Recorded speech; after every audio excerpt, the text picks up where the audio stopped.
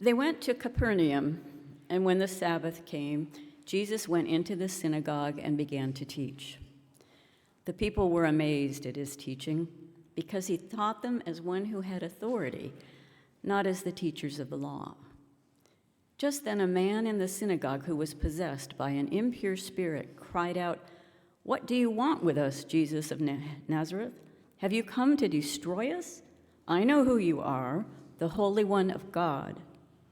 "Be quiet," said Jesus sternly. "Come out of him." The impure spirit shook the man violently and came out of him with a shriek. The people were all so amazed that they asked each other, "What is this? A new teaching and with authority? He even gives orders to impure spirits, and they obey him." News about him spread quickly over the whole region of Galilee.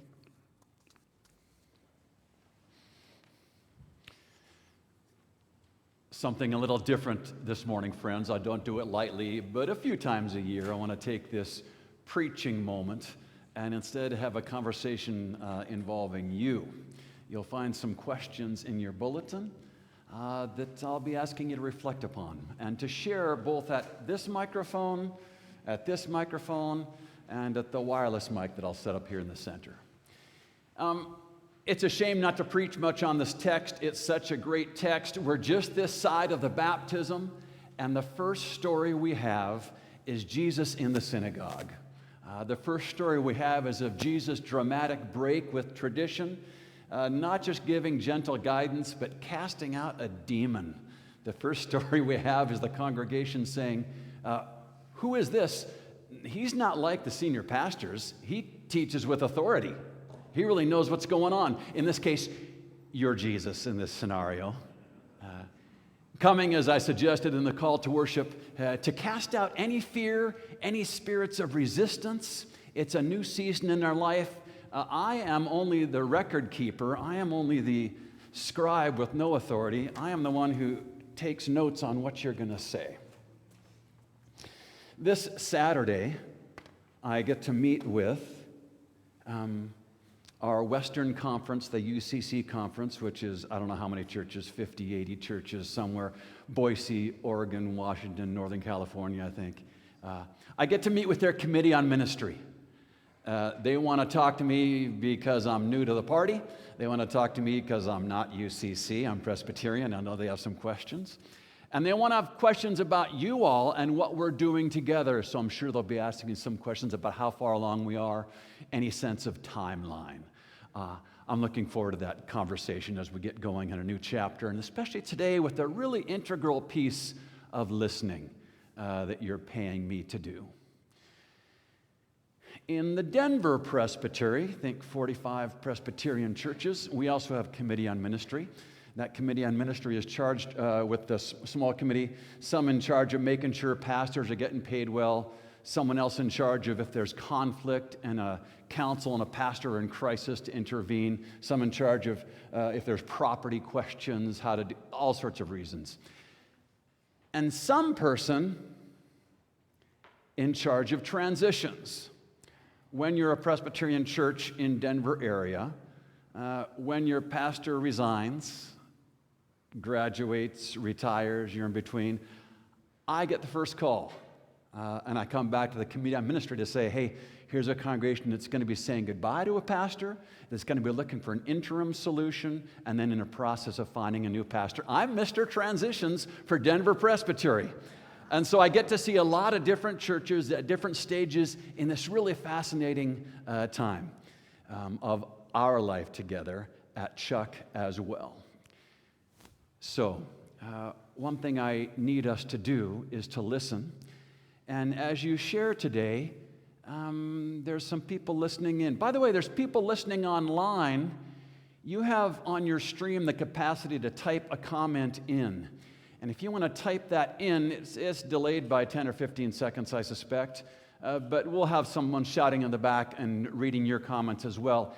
In addition, if you're more comfortable staying online, we've sent you a link for a Wednesday night Zoom call that I'm hosting that'll be this next 25 minutes again.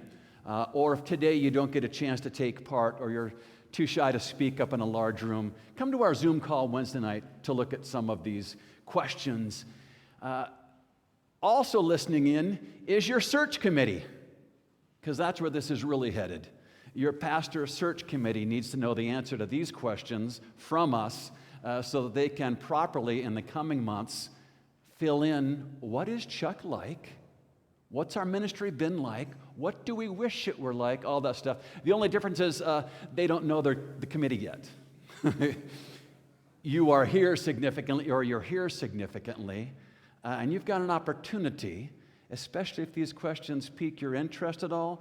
You have an opportunity in the next few weeks to serve Chuck in a really dramatic, exciting way, which is a little time intensive maybe an hour a week for the first few months as I meet with you and the search team as we're thinking all this process.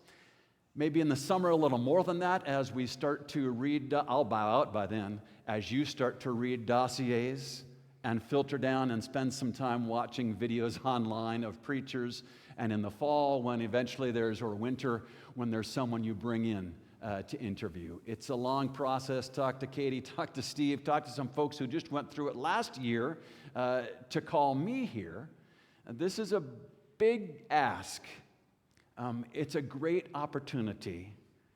If this is something that even now you are wondering, I wonder if I would like that, you'll find next week and for a couple weeks a little slip of paper in your bulletin and a way to sign up and say, I want to be considered for this. All right? Here we go.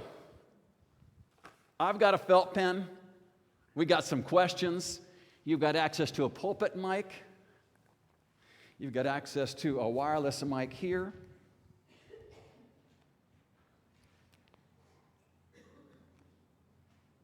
And you've got access online to typing something in and over by Colin. So if you've got something you'd like to share, we really want to hear it online as well here. So you'll start making your way to a microphone, and I'll write, hopefully legibly, some of your comments. And we'll just spend a little time in dialogue here. The question is this.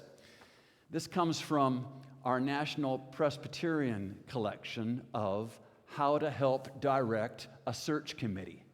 The first thing they have, it's 13 questions we have. I've just picked a few for today. 13 questions that are hard questions, but once you answer these, it makes the next step way easier, writing down who are we, where have we been, what's up, all right?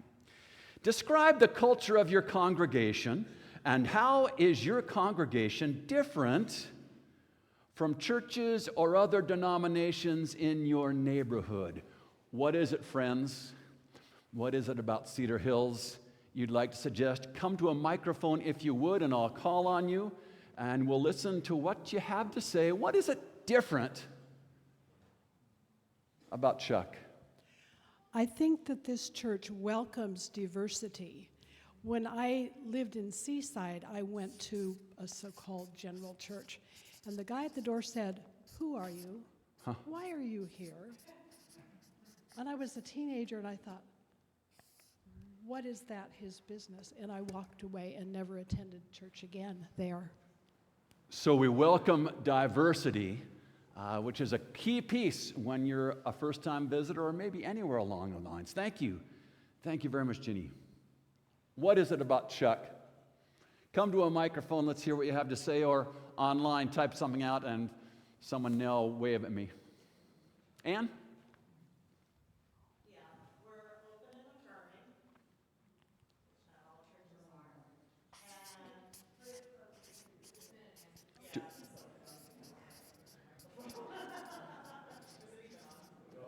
Do I have that mic on? Sorry. Thank you, Bob. There we go. I'm usually pretty loud. That's good. Much better. Thank you. Open and affirming, and we not only allow questioning, we encourage questioning. And I would say we do not all have or expect everybody to have the same ideas. We encourage questioning. That is not always, or maybe even often, the case in religious groups. Has to speak with some diversity of thought as well, doesn't it? Yes? I'm going to do it. Freddie Mercury here. So I would say, along with what's been mentioned already, that the phrase "everyone is welcome here, no matter where you are on life's path or journey" is really true. So no matter where you are in your comfort level with religion or comfort level with formal church or familiarity with the Bible, everybody is welcome here without questions or without analysis. A second thing I want to add is I don't know any other church in the area that is as dedicated to social justice activities as we are.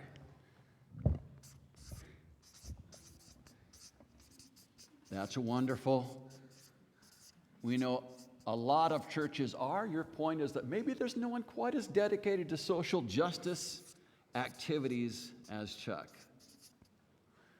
Wonderful. What else do we have about that makes Chuck unique?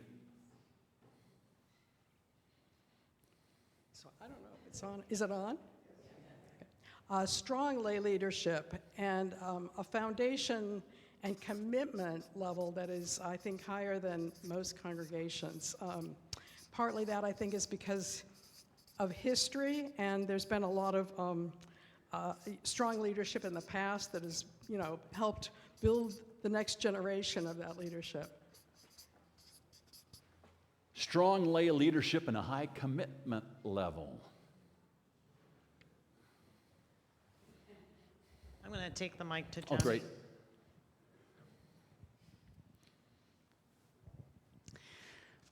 We also have a strong commitment to interfaith. All right. What's the word? Fellowship and what's the word? Engagement and understanding, and not just education, but alerting my long COVID's kicking in. I see this. This makes a lot of sense. Yeah, empathy and upholding one another, and if a mosque was in trouble, we would help. If there was problems with trouble at a synagogue, we would stand in solidarity with them, and vice versa. Okay, very helpful.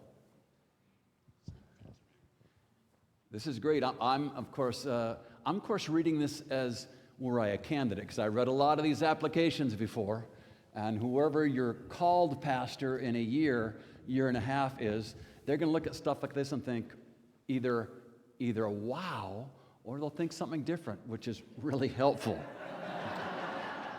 You like both of those responses because they're clarifying for a meeting with the committee. What turns you on about this church? Sue. We're very welcome to women or men who come without spouses or family. Wow.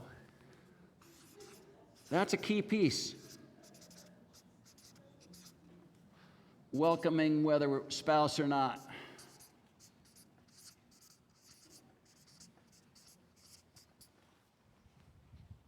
Yeah, go ahead, Mimi. Chuck has really bright members in the congregation, very accomplished members that are willing to share their gifts and talents. It's remarkable, really is. Did you say, sorry, really bright? Bright, Good. very bright. It's not that I doubted it. I was just, And where's Ruth? I agree 100%. Is Ruth here? Ruth? I have another point to make. Thank you. You can help me with this. UCC has made a commitment to the environment. And Ruth, if you want to expound on that, because you had pulled the information, but so does this congregation. And that, I think, is very important. And April, if there's anything you want to add to that the Naturescaping Committee is working towards that, and it's something that Mary Sue was passionate about. Beautiful. I was just commenting this week to my wife, Julie. I said, you would not believe how many folks in this congregation have written a book. It's a weirdly high number. Yes? This church helped me, or my wife and I, raise our, helping us raise responsible children through Christian education, mission trips. You know, I had 3 kids that went through the system here, and they're wonderful adults now. And wow. Some of that credit goes to this church. My wife and I did okay too. The power of childhood and teen raising.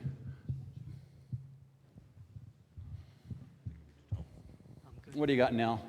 From one of the online folks, Nikki says, we take the Bible seriously, but not literally, and we try to learn the history of what was going on, the translation of the original languages and times, etc.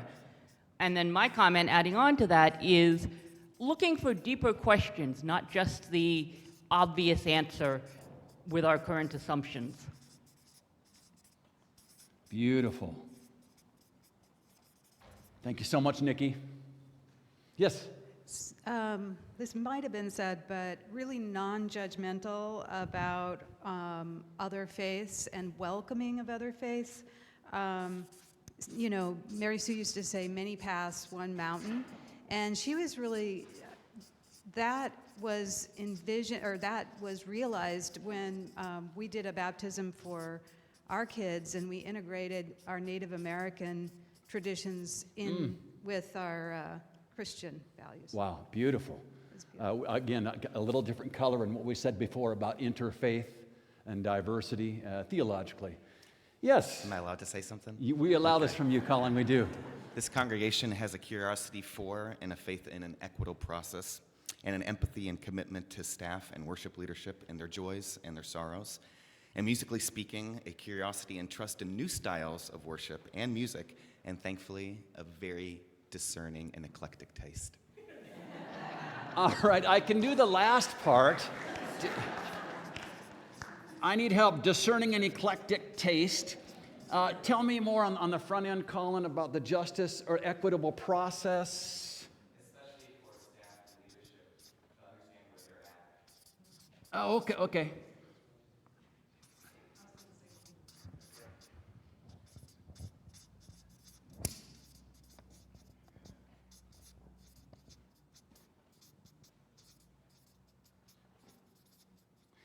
This is interesting because what you might not know, but what you know from being close enough to churches to know, is that there's plenty of staff folk who could affirm many of these things, but when it came to treatment of staff, they would tell a horrendous collection of stories. Thank you for bringing that up. Yeah. So I just wanted to stress everything that's been said, but really what's important, so many churches say they're welcoming, but the affirming part I think is so important. Whether it be LGBTQ community or whether it be affirming of science. And so many churches say, well, yeah, you're accepted here, but it's at the same time you're judged. So I think that's really important. It's both welcoming and affirming. That's an important distinction of, do we put up with certain people or do we really affirm them? Yeah, the other thing I wanted to add, and this wasn't true in any other church I went to, you know where every dollar you give goes to. We are, as members, we see the budget. There's nothing hidden. We're all equal in the opportunity to help make decisions on how things are budgeted, where the money comes from, where it goes, what happens, what we're doing.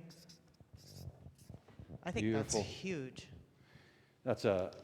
That's a no-brainer that's easily critiqued and often critiqued from the outside. Oh, you churches aren't forthcoming with what's up. We can't trust you. Not the case here. Beautiful. It's a huge one. I was going to take this around if anyone is too shy to come up, but once.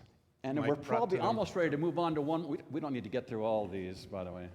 I'll just add one more. We know how to have fun. Yeah. We know how to have fun. It's a very joyful and joy-filled group. Beautiful.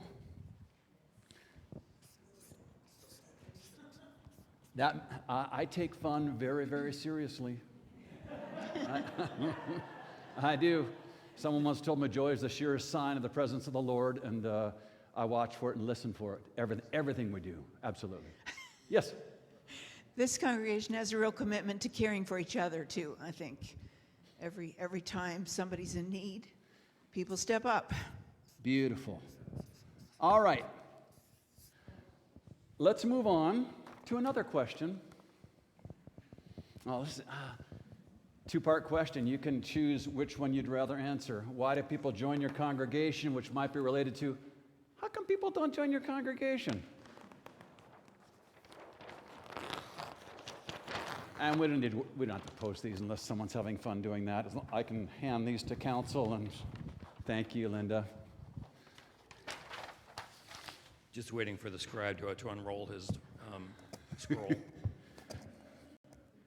I think the reason people join this congregation is because we are a fun-loving congregation, and at first blush, that's what people like, is welcoming and happy people, and on the second, third, fourth time through, they'll start to get more interested in the social justice and the sexual identity awareness. And I think that people don't join this congregation for the same reason that a lot of people don't join congregations. It's just not for them.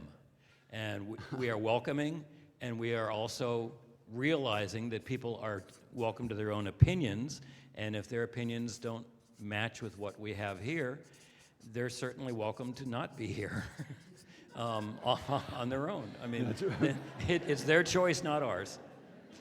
Beautiful. Can I get an amen? I mean, it's really a fascinating point. We spend a lot of time in broader church conversations.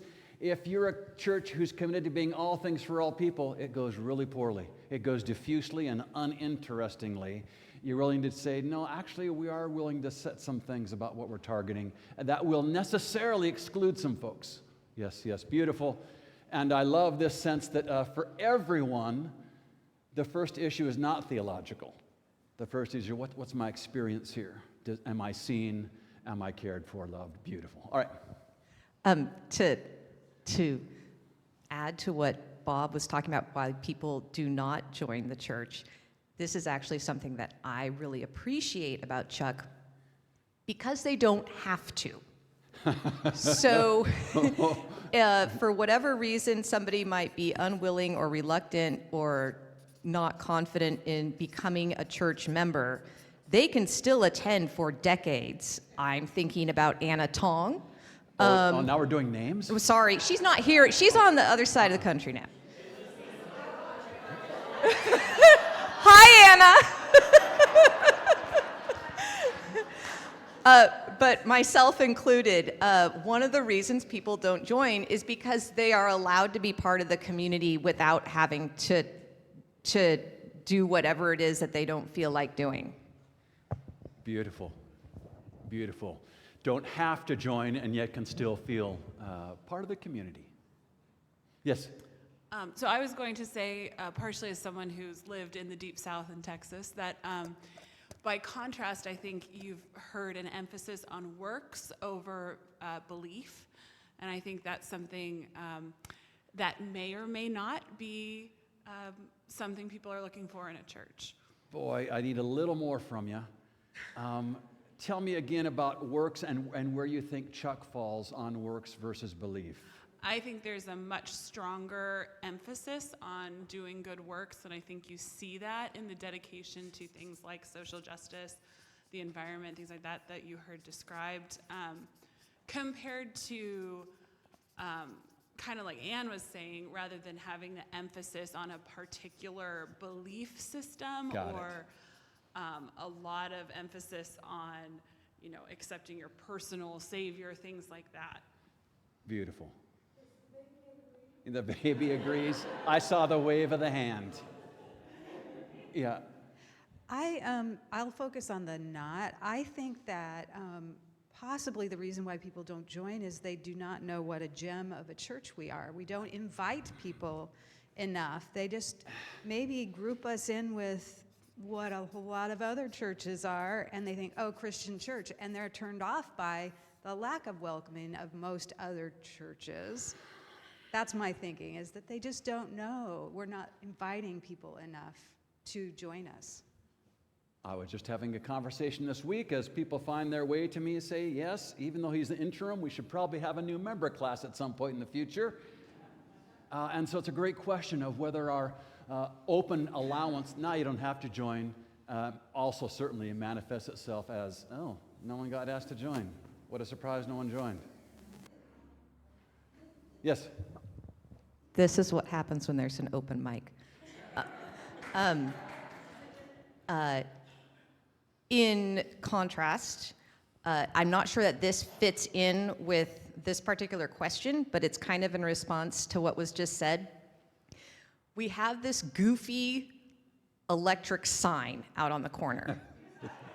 I cannot tell you how many positive remarks I have heard from people out in the Tri-County area who recognize this also kind of goofy shaped building with its electric sign on Cedar Hills Boulevard.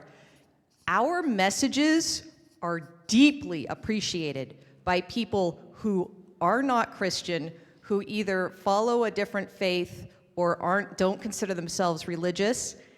Our messages that we put out there are very, very appreciated. So I think that's a contrast to the idea that, oh, we don't do any outreach or no one knows that we're a different kind of church.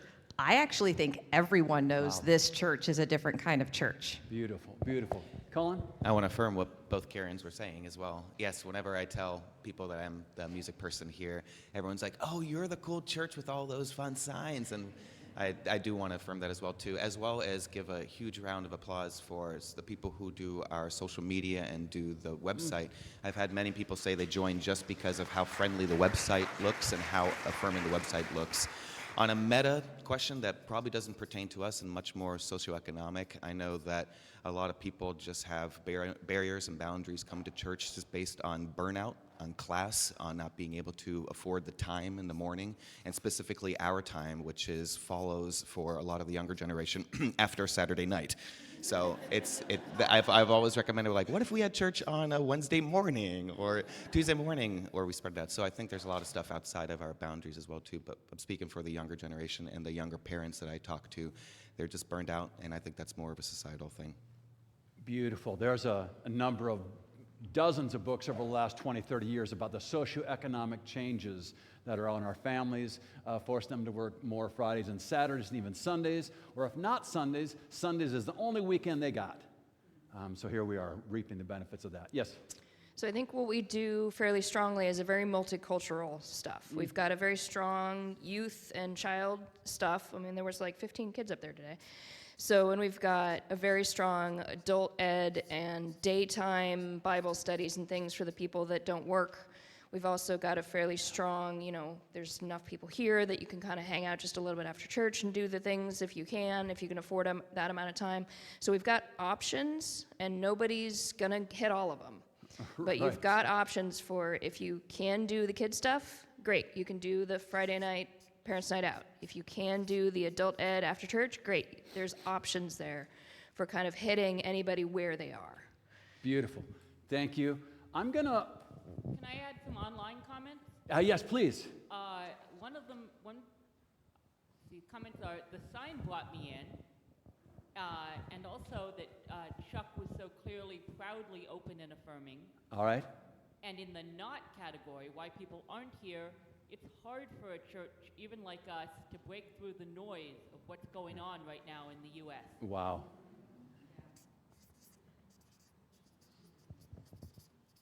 Hard to break through the noise. Hard for people to break through the noise. The first part was an affirmation of the open and affirming.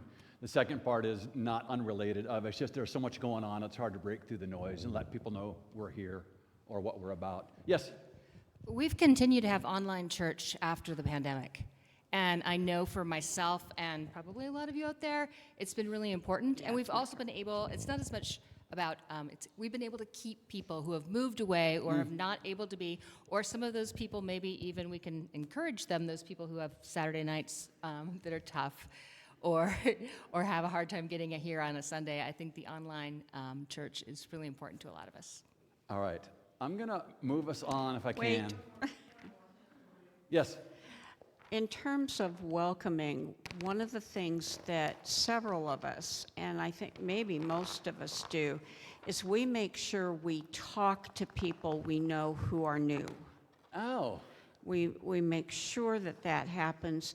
And I think people don't feel like we actually have them come and feel like one of the things we want them to do immediately is give money.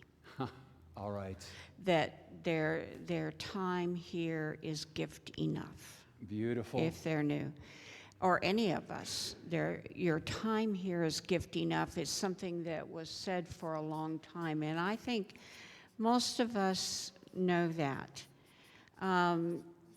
I think one of the other things is that we are learning about disability. We're not there yet, but we're getting there, and it's not just physical disability, but also I think we need to start learning more about mental disability, both in our children's program and in our adult program. Beautiful. Thank you. Bill, what do you got? One more couple of things. People join because they like sermons. They like the sermons and also the music, as well as many other factors. It's already been said there. All right. I want to move us on because we're running out of time. We're not going to get to the, I need help. We're going to skip which, six looks to me like a lot of what we've just done. So I'm going to invite us to skip that and just spend 5 minutes, and then we're going to wrap up. What issues of faith are engaging, Chuck? What excites people theologically? And this is the whole point of this morning, maybe. And what are members of your congregation tired of? Any sermon where you have someone casting out a demon on the front ends, got to end with this last question, right? Lest we think Chuck, so far we think Chuck is perfect. It's not true. That's not helpful to your committee that's sitting here saying, the committee's got to think critically about what we're not doing well. What excites you theologically? Come to a microphone. Thank you so much. Here. Yeah. This is broken. Okay, so That's the issue. So we're just doing this. Yeah, excellent. What excites you theologically, or what are you a little tired of hearing? What are you hypothetically, just on a bad day, a little tired of hearing about it, Chuck? Hi again. I think that what excites me and many members of this congregation theologically is an almost anthropological, constant re-examination of the Bible and of our religious traditions. It's not simply asking questions, it is delving, it is retranslating, it is trying to reinterpret things as they have been taught for centuries. Excellent. Boy, good historical or critical analysis. I know Mary Sue is really good at this. I heard a number. Almost anthropological approach. I love it. Yeah, that's fun. That's something that would appeal to some. That's something that will appeal to some folks out there. Not all of them. And no one's going to take the bite. I could keep you here till 11. I've got a You hook do. in my Yeah, mouth. Well, I was just going to say that what excites me, we've mentioned, but it's the idea that there are multiple paths to God, and we are part of that pathway, but not the only way. All right. There's a. Adding to that, the focus on the teachings of Jesus as rooted in the Old Testament teachings and in the teachings, as Sue said, of other faiths. But the teachings and not the substitutionary atonement. Now we've got there. You won't get back to this until 2 weeks after Easter. This is a question about substitutionary atonement. I won't start into it now because it's a big problem for some folks. And so it's important for us to reinterpret old traditions, find some new life in them. Beautiful. I have an answer for part B also. Good, that's what we're looking for. I sometimes feel fatigued by, even though there is a mastery and a wisdom to there being the same leaders of committees through the years and over the years, I feel stress or anxiety about the fact that some of our church's community leaders are the same ones that they've always been. All right. Woo! I know. There's a lot of pressure to follow in their footsteps. All right, so we could use some fresh leadership, Jim. So I think one thing that excites me theologically, and it ties with a lot of what people have said, is I feel like I'm challenged to learn. I think this has deepened my understanding of the Bible and our traditions and our history. And then for B, although it's not tired of, maybe something we're lacking, we focus so much on that intellectual growth that perhaps we're lacking some emotional connection with a relationship with God, or how do you build a personal faith and relationship? So perhaps the emotion is a little lacking. I was just going to say we heard lots of ums and huh when you were saying that, and then a literal amen, which is really wild for a UCC church, let me tell you. That's about as charismatic and feeling as, thank you, beautiful. Right. Good. Are we ready to quit? Who is it? Go ahead. Yeah. And then we're going to move on to prayer. I wanted to dovetail a little bit on Karen's comment on the leadership, and also to affirm that so much of our leadership here are volunteers, and I think they're probably tired of being the leadership so many times, and that we're probably tired of hearing how many times the volunteers are tired.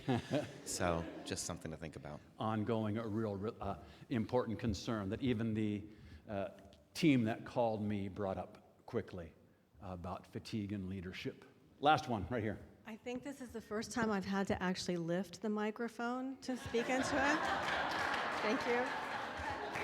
So now I'm just going to say what Colin said, because that's what I wanted to share with all. I think we're a small congregation. I think that's important, going back to some of the earlier questions too, to remember we are a small congregation, and there's a limited pool of people for leadership and for volunteers. And those of us who have led committees, or many of you who have led the council, know when we ask for volunteers, it's the same people who show up all the time. And we understand people are busy. A lot of people are doing social justice and other issues outside of church already. So we don't have a huge pool of people to choose from to begin with and to step up. But what I'm tired of, and one of the reasons Fellowship does not have meetings and does not really have a committee, is because I'm tired of asking for volunteers. So it just, you put the list out there, you put the offer out there, and people show up and they help, and we pitch in and we get the job done. But it is tiring to be not only volunteer lay leaders and committee leaders and volunteers, but also for the staff to do that work as well too. It's a limited pool of people. So that's a long way of saying what Colin said more eloquently than me. Beautiful. Thank you. Beautiful. Raise your hand if today was the first time you sang "The Church is One Foundation." Well, you guys did kind of know this then. All right. Good. I was worried. How about "Blessed Be the Tie That Binds"? Oh, well, then let's stand and sing.